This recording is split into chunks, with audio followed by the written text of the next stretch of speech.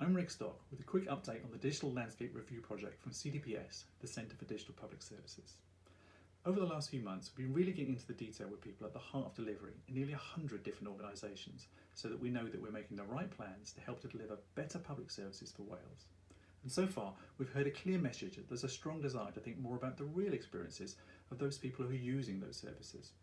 We're hearing organisations recognising that there are very different levels of digital skills in the community and different needs, and how essential it is that things are designed and built so that they're accessible to all. In the last 2 weeks, we've really started to crunch the data on what we've been told, and there are some great positive stories. We've heard how teams across Wales are making sure that digital doesn't leave anybody behind by helping job seekers get access to the internet, or running loan schemes to provide digital devices, and about how better support for the Welsh language online is becoming a reality.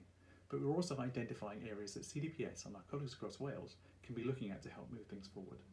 Only just around half of the teams we've spoken to are already aware of the Digital Service Standards for Wales, and so we'll be looking at how we can do more to help teams consider all of the elements that are needed to meet the aim of delivering better, inclusive digital public services.